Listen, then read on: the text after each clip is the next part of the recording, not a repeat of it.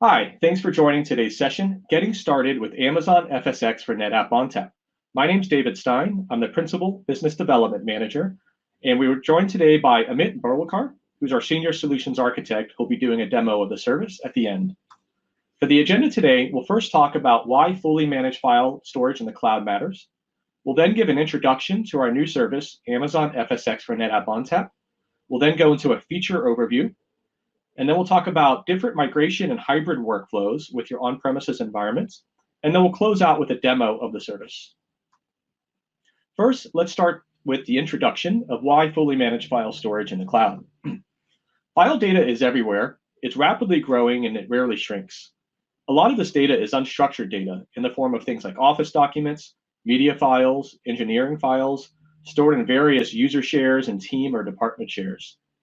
This data additionally can be part of media processing environments, database backups, content repositories for application data, or archive data that needs to be kept around for compliance purposes or company policy. And this data can often be spread across multiple storage silos in different locations throughout your environment. And customers telling us that managing this on-premises file storage arrays comes with a unique set of challenges. Storage arrays will hold all of the storage for a large number of applications and need to be properly sized to meet your storage needs for the next 3 to 5 years. As data continues to grow, so does the growing infrastructure cost, including storage hardware, storage networking, data center cost, and aging disk that the data is housed on. On-premises storage is also limited to your immediate capacity. This not only affects the amount of data that you could store, but also affects the amount of compute that can access the data. If the storage can't keep up, your applications or end users won't be able to either. Lastly, keeping the storage up and running to ensure your end users and customers have continuous access to this data requires a lot of operational overhead to keep running. This includes setting up all of the data center infrastructure, the power, the cooling, the networking, refreshing your hardware and software, and replacing failed drives. Customers that require a shared file system are looking for a simple, fast, and cost-effective cloud storage solution that not only matches the same features and functionality on premises with minimal disruption to your business applications, but also provides the added cloud benefits of durability, availability, scalability, and security to accelerate file-based application migrations. They want it to be simple and easy to integrate and be compatible with their existing environments.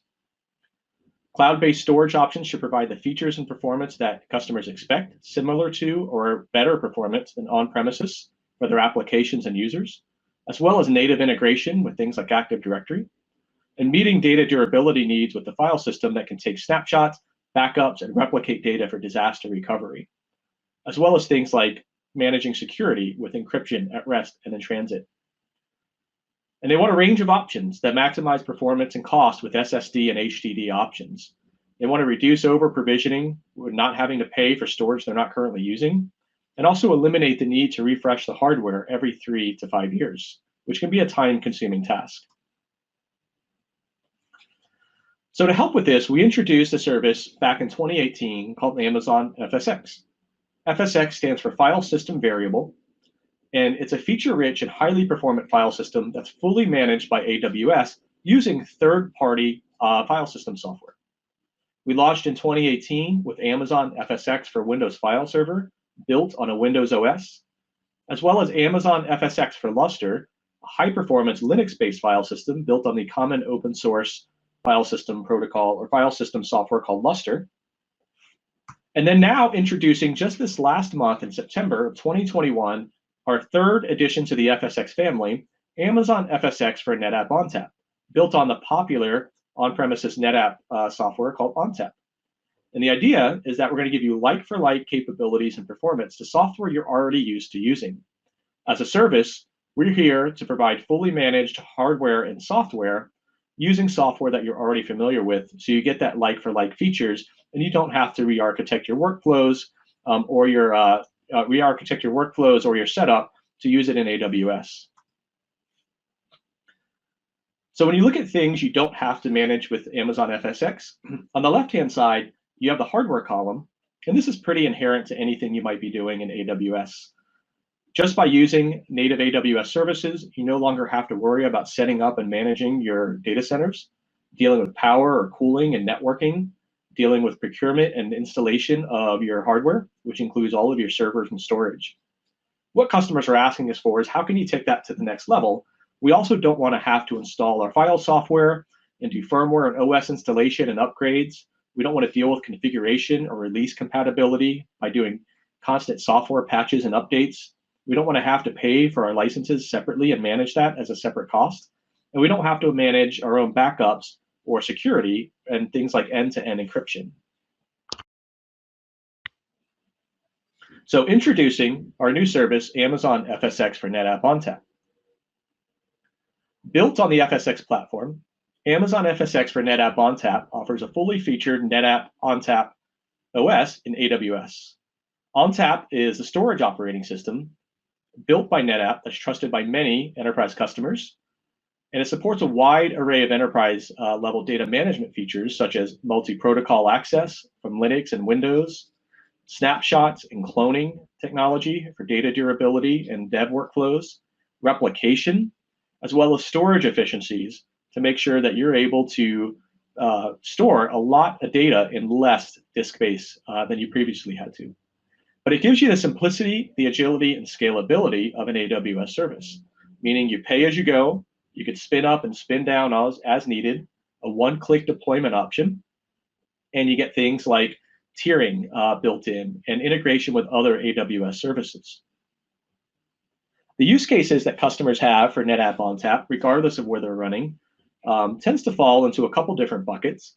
You've got user share environments, which are things like your corporate E drive or F drive that has your user shares or team or department shares, also known as home directories. A lot of these are Windows-based and may be referred to as SMD or CIFS shares. We also see a lot of IT applications and databases that need shared file storage. This could be CRM or ERP systems, VMware environments. It could be databases like SQL Server, Oracle RAC, SAP. We also see various line of business applications. In the financial services sector, we see things like risk modeling or grid computing. In healthcare and life sciences, we see things like PACS imaging, genome sequencing. In media and entertainment, this could be video editing or rendering. Manufacturing workflows, you have CAD files. All types of different industries have use cases where you need shared file storage. And underneath all of that is data protection and replication. So regardless of your use case, you need to back up and protect your data. And being able to replicate data between NetApp arrays or leverage the existing snapshot and backup technology is huge for customers, not only within AWS, but even from on-premises to AWS as a backup or disaster recovery target, so you no longer have to worry about setting up and managing a secondary data center. So from a feature standpoint, there's a lot of different benefits to FSx for NetApp Ontap. The benefit primarily is that it's fully managed, meaning that within a few clicks in the console, you say how much capacity and how much performance do I want, and we set all of this up for you. So you no longer have to worry about the installation of the software, the provisioning of the compute and the storage, the ongoing maintenance of that with the patches and the updates. You don't have to worry about backups or encryption. These are all things that are managed by us. And this also includes licensing. So when you provision an FSx for NetApp Ontap file system, all the licensing is included in the cost, and you don't have to go procure that from somewhere else. This is truly an AWS first service in that we're using all AWS infrastructure, but using the popular NetApp software, and the support all comes through AWS as a fully managed platform. You get to use a variety of AWS and NetApp tools. So when you provision a file system, you could create your volumes and server virtual machines or SVMs all through the AWS console, as well as your capacity and your performance profiles. And you could use NetApp tools to go deeper and manage things like data replication with SnapMirror, snapshot with SnapVault, caching with FlexCache, or cloning with FlexClone.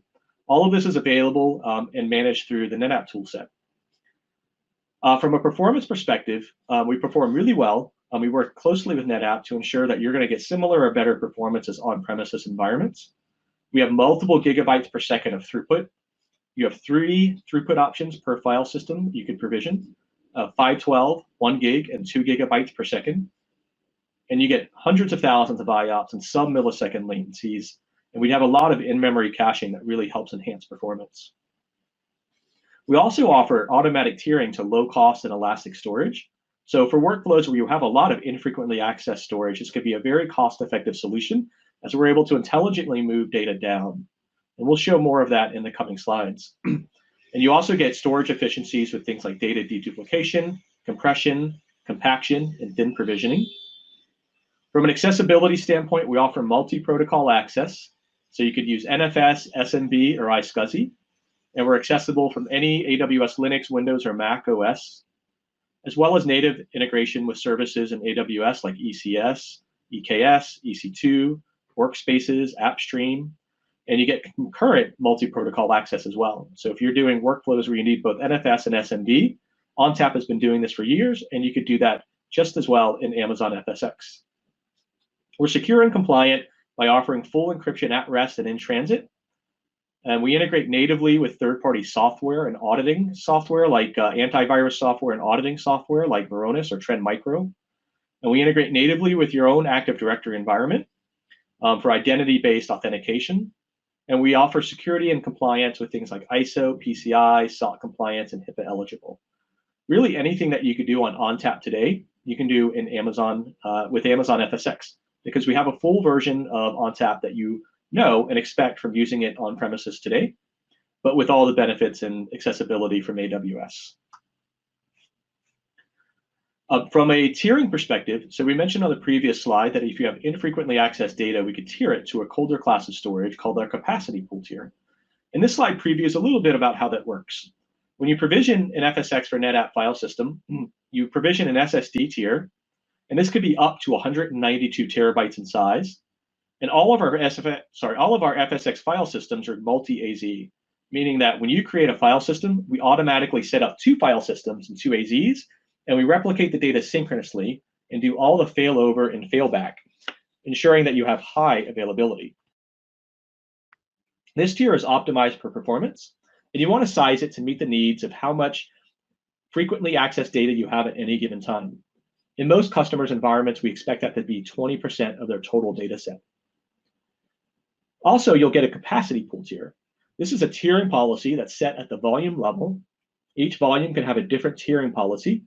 And based on the policy you choose, whether it's snapshot only, meaning you only send snapshots to the capacity pool tier, or whether it's none, meaning all data lives in SSD and none is migrated down, or whether it's automatic. With automatic policies, data after 31 days is migrated down to the capacity pool tier, but you could adjust it as low as 2 days and as long as 183 days. Or you could set your automatic tiering policy to all, meaning that all data will automatically go to the capacity pool tier. And the SSD tier just needs to be large enough to handle your metadata and some frequently used operations. But for most data sets, like I mentioned, you'll see 20% in SSD, which means 80% would live in a capacity pool tier. So not taking into consideration data dedupe or any other storage efficiencies, if you have a petabyte of data, you can provision just shy of a 200 terabyte file system, set your automatic tiering policies to automatic, and then all that data will get migrated down. So you would have an estimated 800 terabytes in your capacity pool tier, and then 20% or 200 terabytes in your SSD tier at any given point. And we'll handle all the data movement bidirectional back and forth, so you don't have to. Speaking of storage efficiencies, you have a lot of different options to choose from with FSx for NetApp Ontap. These are all things that NetApp has been doing for many years, and they're very good at, including things like snapshots. You can leverage existing FSx for NetApp snapshots, which are very space efficient. You don't take up any space on the first snapshot, and each additional snapshot is really just taking up space for the changes that you have. And it gives you point-in-time recovery points for your data that can get down to the file and folder level. You have data deduplication, which can help dedupe the data, and you have compression as well, which shrinks the data to reduce even more overall capacity requirements. We'll show in the next slide, but we expect anywhere from 30 to 65% data efficiency savings with data deduplication and compression. Also, all volumes are thin provisioned by default, which helps you grow as you go and prevent over allocating up front. You're allowed to take FlexClones for getting writable snapshots with 0 capacity penalty, which are great for test dev workflows, only storing the writes. And then lastly, compaction, which puts more data into every 4 KB block before it's written to disk. So let's look at pricing. We have 2 examples on this, and the example we use is 100 terabyte file storage. We're multi-AZ by default, but you just want to show that we're actually storing twice the amount of storage behind the scenes. But in this example, if you look at the left-hand side with no storage efficiencies, we're using, in a 100 terabyte example, we're using 20 terabytes of SSD storage, priced at 25 cents per gigabyte per month. And then if the other 80% lives in capacity pool tier, we have about 80 terabytes that's going to live in the capacity pool tier for just a little over 4 cents per gigabyte per month. And then you have provisioned throughput. So I mentioned earlier, you have throughput options of 512 megabytes per second, 1 gig, or 2 gigs per second. In this example, we're going to choose 1 gigabyte per second, or just over 1,000 megabytes per second. And that's priced at 1.2 cents per megabyte per second per month. You can see the total price is just a little under 10,000 a month. The blended rate, if you take into consideration the full 100 terabytes, comes out to 9.7 cents per gigabyte per month. But if you're able to enable data dedupe and compression, our SSD storage supports both dedupe and compression. In this case, we expect 65% savings. So you only need to provision 7 terabytes of storage. And for the capacity pool tier, which supports data deduplication, we expect 30% savings. So you only need about 56 terabytes of storage. Also note that the SSD storage is provisioned. The capacity pool tier is used. You don't have to provision any storage. You're only going to pay for what you use. So this could hypothetically grow or shrink, and you're only paying for the storage that's in there at any given point. So in this example on the right-hand side, with the dedupe and compression, you can see your blended rate goes from 9.7 cents per gig to 5.4 cents per gig. A lot of savings and a really good price point for 100 terabytes of storage. And if you start adding this for petabytes, just throw another 0 on there, but the blended rate's going to stay relatively about the same, but your per month cost would go up. All right, so now let's dive a little bit into our feature set. We have 4 categories that we're going to cover. One is getting started in management of the file system. We'll talk a little bit about accessibility. We'll go a little deeper on availability, durability, and data protection. And then we'll wrap up with a little bit on security. So starting with the high-level resources, when you provision an FSx file system, this is your AWS resource. This is going in the AWS console, provisioning the file system by saying how much SSD storage do I want, what is my throughput capacity, and things like your vPC subnets and networking, and your administrative password to the file system. And remember, the capacity pool tier is not something you have to provision. That'll get used on a tiering policy that you set at a volume level all the way to the right-hand side. Once you provision your FSx file system, you automatically get a single storage virtual machine that has a single volume attached to it. A storage virtual machine is then going to be a virtual file server that serves data on your network within the FSx file system. It gives you an IP address for access per SVM, an administrative password per SVM, and optionally Active Directory integration and configuration if you're working with SMB shares. And then underneath that storage virtual machine, you have volumes, which are going to be your data containers for your various file folders and directories. And this is sorted by name, size, and the tiering policy. So if we look at this in an illustrative example, here you've got your FSx file system, which is the box here on the left.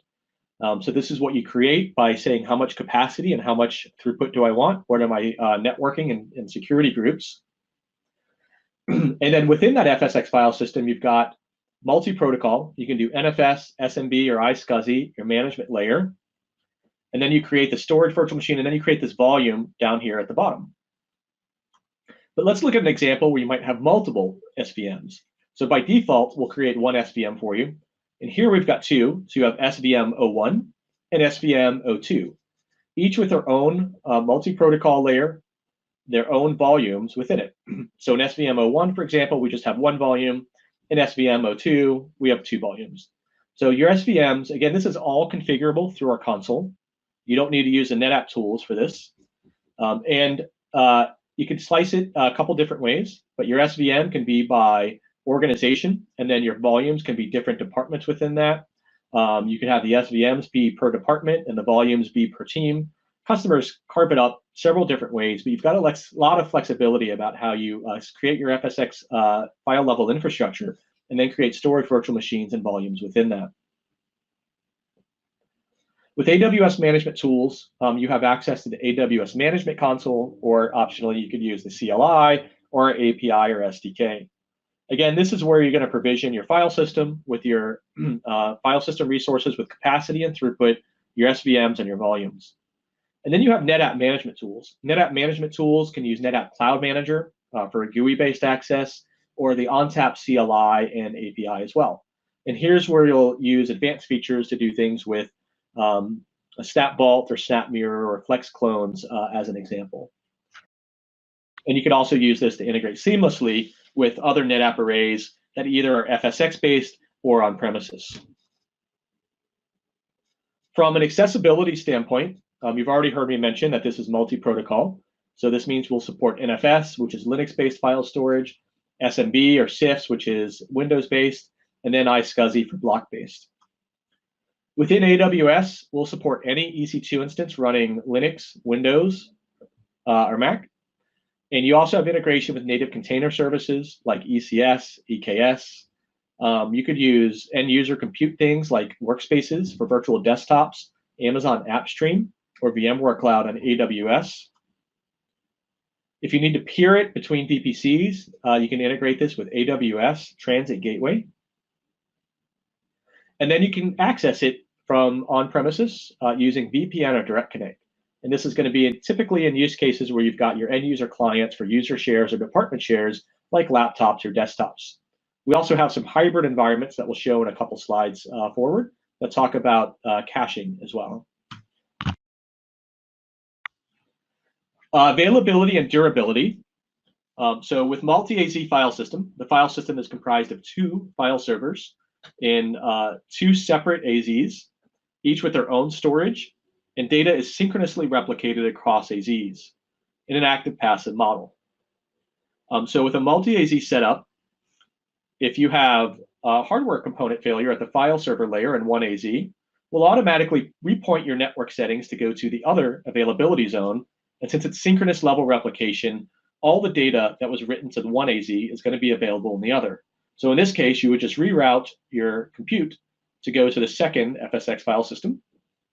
We'll bring up the new file server in the primary availability zone and then fail back to that AZ. And if we have a disk failure that's completely transparent to you, we'll go ahead and replace that disk on the back end without any disruption to your services. For data protection, I mentioned snapshots earlier. So snapshots are used by the Ontap OS to create point-in-time copies. They're copy on write, so they don't take up any additional space for the first one, only changes thereafter. And it allows you to do a self-service system where users can restore files or folders without having to go to administrators to restore backups. This is a great first line of defense. So this is what customers will use to recover near-term files and folders or issues within a couple weeks to a month or so. But it does live on the file system itself. For long-term backup and compliance, we recommend using FSx backups. FSx backups are managed by AWS. You set them up in your console, and you could take a daily backup and keep it for a certain period of time. These are going to be entire file system backup and restores. They're crash consistent, and they are incremental. So after the first backup, where we take a copy and put it within the FSx backup repository, each backup after that will be incremental. And they're stored in multi-AZ, so you could use it to restore to any AZ within a region. And because they live independently of the file system, you could use this to keep backups for compliance reasons for several years. And then you also have data replication. So in addition to snapshots and backups, if you need to keep a copy of your data in another region, you could use Snap Mirror, or Snap Vault to replicate between different ONTAP file systems. And this is also crash consistent and incremental, and can be between on-premises on-premises NetApp Ontap and FSX, or between two FSX for NetApp Ontap file systems. From a security standpoint, we're fully encrypted at rest and in transit. You could use our KMS management service or bring your own keys and use Kerberos to encrypt in transit. We integrate natively with Amazon VPC security groups, which control network traffic, as well as AWS IAM to control access to the file system itself. And then from a compliance standpoint, we offer compliance for PCI, ISO, SOC, GDPR, and IRAP compliant, as well as HIPAA eligible. We also offer file and folder level access control and auditing capabilities. So you could do the support of auditing and access using ONTAP's F policy, or integrate with third-party software like Varonis. We integrate natively with your own Active Directory. So if you're doing any user authentication for Windows shares, you can have them authenticate through Active Directory. We also support antivirus scanning, which uses vScan. And then lastly, you can monitor and log API calls with AWS CloudTrail, as well as the ONTAP audit logging features. All right, before we get to the demo, just a few more slides. We're going to talk about migration and hybrid workflows.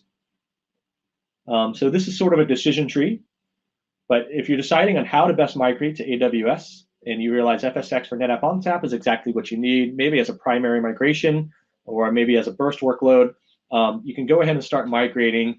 If it's an offline migration, you can use the Snow family of products. With the Snow family, you'll store it into the Snow service, Snowball, for example, and then in which case you'll upload that to S3 and then transfer to Amazon FSX for NetApp Ontap. If it's online, you have a couple of options. If you're migrating from an existing NetApp, you could use SnapMirror. It's going to be the easiest way to copy your data over and sync all the changes. In fact, you could probably use a combination of that with the Snow family for bulk data, and then SnapMirror to sync the most recent changes. But if you're not migrating from NetApp Ontap, but you prefer to use a GUI-based migration, you could use NetApp Cloud Sync, which will work with a variety of different vendors, not just NetApp. Or you could use something like Robocopy or rsync. Robocopy for Windows workloads, rsync for Linux workloads. There's also the NetApp XCP. Illustratively, you could use SnapMirror, migration from ONTAP using SnapMirror. So in this case, you've got an on-premises environment here on the left, which is migrating to an FSX for NetApp Ontap over your Direct Connect or VPN. So the benefit here is SnapMirror performs quick, efficient, and incremental transfers of data, and there's no need to refactor or architect. You could use this for DR purposes. You could use this for primary data migration. Lastly, we have caching. So this is great to consider for hybrid environments. If you don't have cache, any on-premises client or workstation will connect to the FSX for NetApp Ontap using AWS Direct Connect or VPN. And this works really well. If you have user shares, for example, and they all are located in central or regionally located office, not too far from the AWS region, we will have people, for example, migrate their Boston users to our US East region in Ohio or Virginia. And for typical Office documents, the performance works really well over Direct Connect or VPN. But occasionally you might be dealing with users that have particularly large files like engineering or CAD files, or maybe media files like video or pictures, or engineering departments. And for this case, or maybe you have users that are across the globe or spread across the country. So in this case, you can deploy a cache. If you have an existing NetApp on-prem, you could use NetApp FlexCache. If you don't, you could deploy a virtual machine. And NetApp has another product called Global File Cache that's licensed separately that you could use to cache data locally. And this is great for user shares and SMB environments where you don't want to have a NetApp at the existing location, but you are okay installing a virtual machine that will install a cache of the more commonly read files so that you'll get that local access. And it's tied back to the FSX file system as your main repository. Cloud bursting is another use case. Without cloud bursting, you would just have your on-premises NetApp file storage attached to compute instances, and then going back to on-premises to get that data, which could introduce latency. But by using FlexCache, you could have FSX for NetApp Ontap burst from on-premises storage, and then your compute instances now have a copy of your NetApp data locally in AWS. So for example, if you needed to spin up a bunch of AWS compute because you don't have any on-prem to run a certain type of job for your environment, you could have this data burst into AWS onto FSX NetApp Ontap, spin up as many compute resources as you need to complete the task, and then spin it back down when you're done. With that, I'll bring it to Amit, who will now give you a demo of the service. Thanks, David, for the comprehensive overview. Hi, everyone. This is Amit Borulkar. I'm a Senior Solutions Architect at Amazon Web Services. Let's roll up our sleeves and see Amazon FSX for NetApp Ontap in action. In this demo, we will be creating a FSX file system by going over the various configuration options. Next, we will be creating a file share and accessing it from a Linux client using NFS protocol. Then we'll be accessing the same file share using SMB protocol from a Windows client, thereby demonstrating multi-protocol access.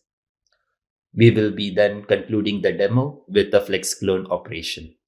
Without further ado, let's see this in action. You can use the AWS Management Console, AWS CLIs, or the APIs to create the file system. In this demo, we will be creating the file system using the AWS Management Console. There are two ways to create the file system. One is the quick create, which uses the recommended best practice configurations. For this demo, we will be using the standard create option because we want to learn about the various configuration options available to create the file system.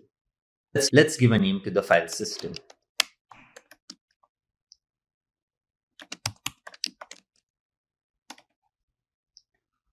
The SSD storage capacity corresponds to the high-performance primary tier of the file system. This is the SSD storage for your file system nodes. This can go all the way up to 192 terabytes. For this demo, we'll be creating a file system with 20 terabytes of storage capacity. The other two performance parameters for the file system are IOPS and throughput. You get 3 IOPS per GB, so we will be leaving this as default. For the throughput capacity, you can select 512 megabytes per second, 1 gigabyte per second, or 2 gigabytes per second. With the performance parameters configured, now let's select where we want to deploy the file system. Like any other AWS resource, Amazon FSX for NetApp Ontap file system resides in a virtual private cloud. Select the VPC where you would like to create the file system. The file system is a multi-AZ file system. The preferred subnet corresponds to the subnet where the primary node of the file system resides. This is the node from where all the data is served. So let's select a private subnet to deploy the primary node. Similarly, let's select a different private subnet for the standby node.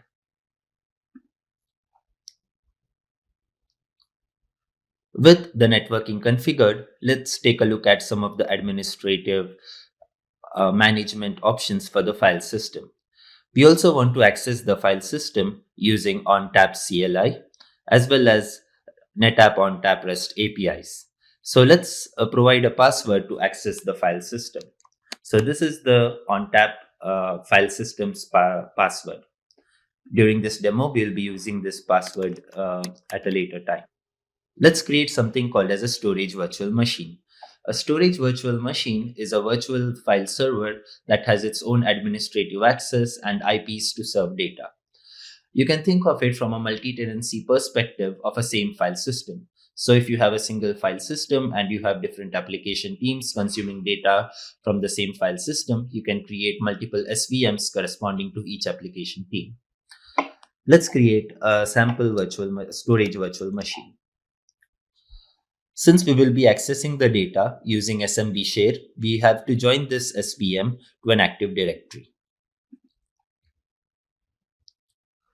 Enter the required configuration options for the Active Directory. Note that the NetBIOS name here corresponds to the NetBIOS name of the SVM. I have also filled in the remaining configuration details for my Active Directory for the SVM to join. Next, we'll also be creating a volume as a part of the file system creation. Note that you can always create a SVM and a volume after the file system is created. So let's create a sample volume.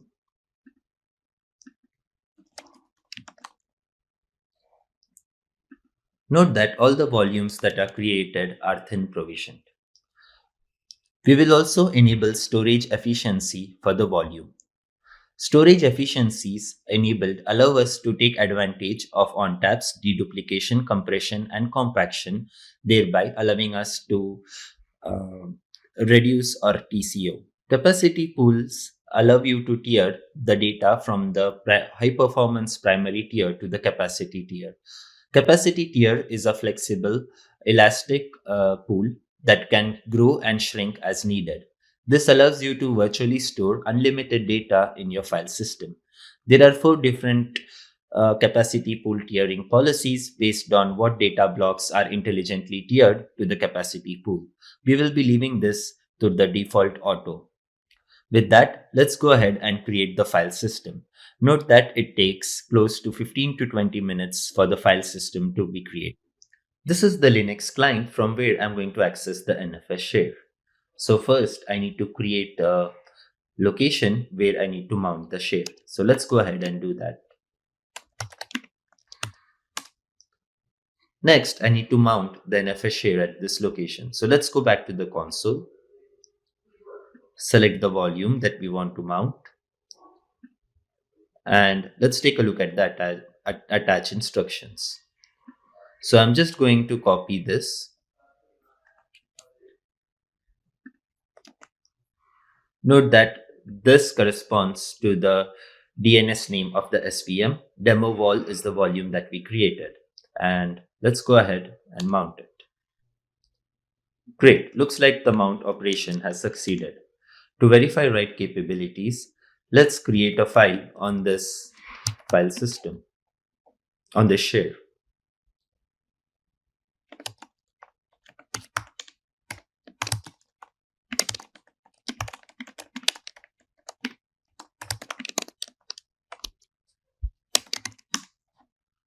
Okay, great. Now let's try to access this NFS share from the Windows client. Let's go ahead and create a SIF share on the FSX file system. So first let's log in into the FSX file system using the Ontap CLI. This corresponds to the management IP to log in into the FSX file system.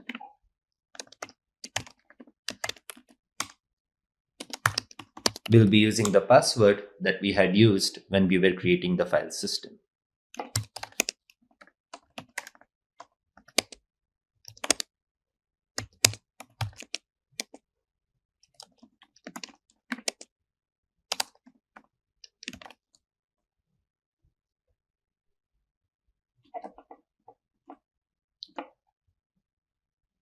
Next, we are going to create a SIF share on the demo vol volume that we had created earlier. Now that the SIF share is created, we should be able to mount it from a Windows client. I have logged in into a Windows client. Let's map the network drive.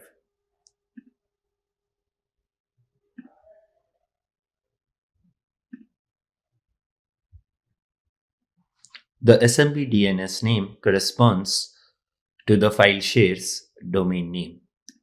Let's go ahead and add the server and the SIF share that we had created earlier.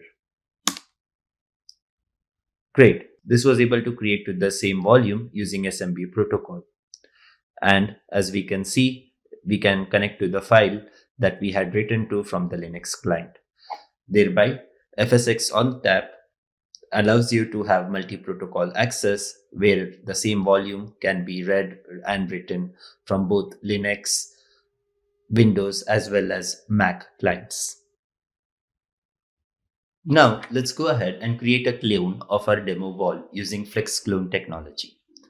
FlexClone technology enables referencing the snapshot metadata to create a writable point-in-time copy of a volume. What this means is the new volume, the cloned volume, shares the same data blocks as the parent volume. Whenever there is an update to the parent volume or the new volume, the data blocks get copied on a write operation. With that, let's go ahead and see this in action. Let's log in into the file system. As we can see, we have a demo wall that we had created earlier. Now let's create a flex clone volume of this.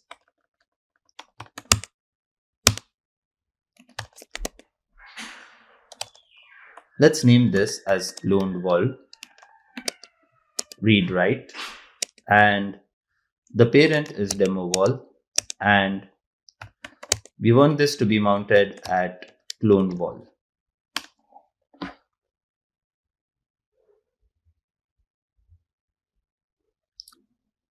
Let's go back to the Linux client and mount the cloned volume.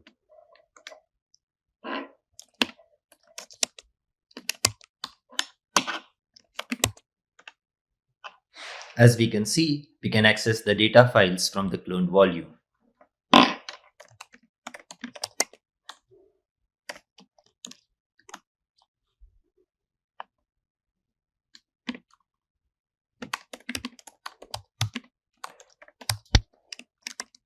And we can also write to the same file.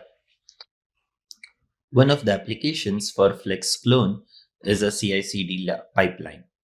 You have your different environments of development, test, pre-prod, prod, and you need to quickly copy your database files across these environments. By flex cloning volumes or certain files within the same volume, you can quickly and efficiently copy data across different environments. This concludes the demo of this presentation.